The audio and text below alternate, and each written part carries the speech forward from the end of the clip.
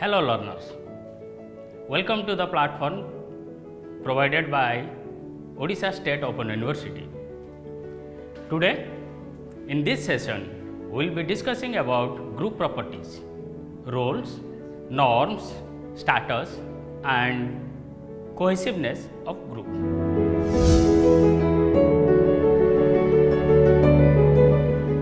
Now what is role? Role is a set of expected behavior in a social position. So, any position you are occupying in your life has a set of roles to be displayed. So, it is an expected pattern of behaviors from a post or from a position. Now, who decides the role? Very important question. What is role and who decides role? Role, as we know, a set of expected behavioral pattern. Who sets that? For example, I am a faculty. Do you think I set my own role? No. The role are set by the stakeholders involved. Who are the stakeholders? For me, the stakeholders are you people or the students in my classroom, my colleagues in my department, my superiors in the department, and overall the management. They expect certain behavioral pattern from me as a faculty. Now, when they expect behavioral pattern, you may find out that student will be expecting a different kind of behavioral pattern from me. My colleagues will be expecting a different kind of behavioral pattern from me. My superiors will be expecting a different kind of behavioral pattern from me. And my superior managers or top managers, they expect different kind of behavior from me. Now, whole total culmination of all these expectations results in the role of a faculty. Now, to play the role, I need to identify myself with the role. That is called role identity. In role identity, I need to identify what are the expectations expected by different stakeholders. Then role perception. What is role perception? I perceive what they are expecting. I cannot do research all the time. I cannot go and ask everybody what you are expecting. So, my perception that these are the expectations of different stakeholders, I will take that into account. Next could be role expectation and role conflict. The role I am playing in a position, people are expecting me to carry forward the role in an accurate manner. Now, many times, I am not playing the role of a faculty alone. Neither you are playing the role of student all the time. You are playing the role of a student. At times, you are playing the role of brother or sister to somebody. You are playing the role of son and daughter to somebody. You are playing the role of friend to somebody. You are playing the role of boyfriend or girlfriend to somebody.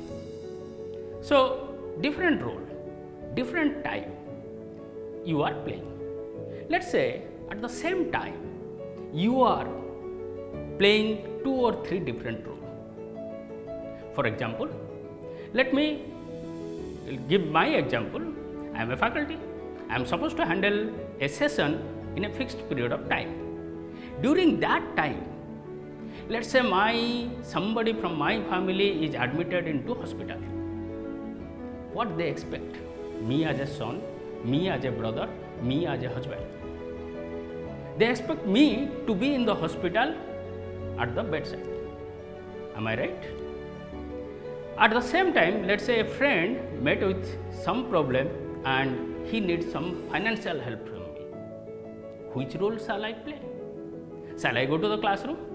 Shall I go to the hospital?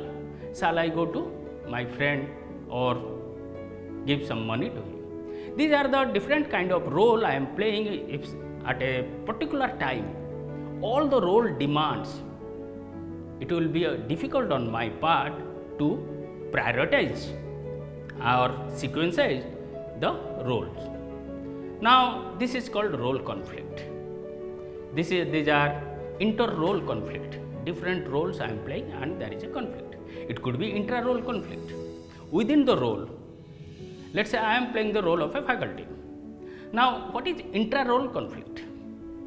Some student may expect me to give high marks. Some student may expect me not to handle classes. Nowadays, you people are very knowledgeable and intelligent persons, and many a times you don't need classes. You rather learn from different sources. So, which role these are the two different expectations in the same role. Similarly, my management may expect me to be prudent and handle classes. Within the role, the demands or expectations are different. If it is contradictory, what I should take into account. This is intra-role conflict.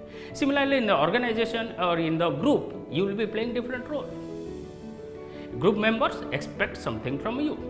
You need to understand what they expect, and you need to handle your role properly. That is the first property of group. The second property is norms. What is norm?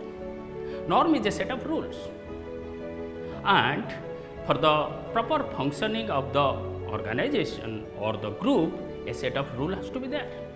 Whether it is a formal group, informal group, you will find certain norms. Rules are codified, norms could be non-codified, but these are the rules we follow. Now, these rules has some important characteristics in it. These norms are having important characteristics. First one, impersonal. The norms are impersonal. It doesn't fix for a person.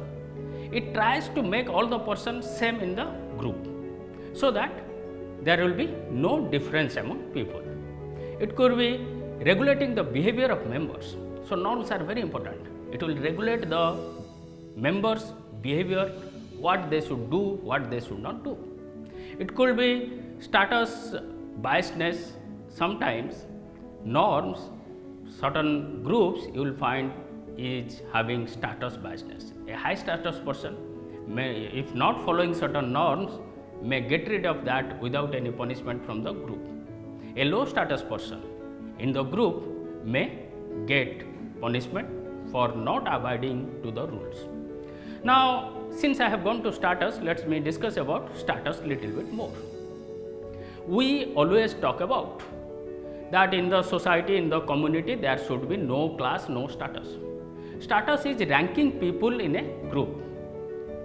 So, whether it is a small group or a large group, you will find irrespective of our effort to make it rankless, still then in the group there will be ranks. People will be ranking people, that these people are having a higher status, these are having lower status, so they will maintain a ranking. Now, take an example.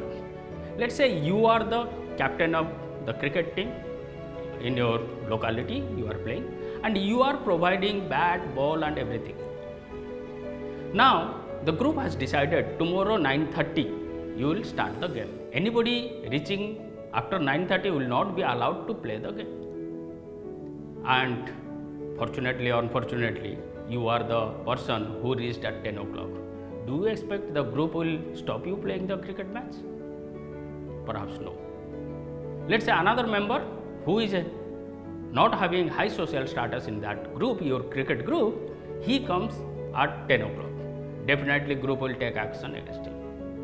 So classless society is a utopian, it is imaginary things, in reality it is not possible. So after that, let us discuss about group cohesiveness, the fourth important characteristics or properties of group, that is group cohesiveness.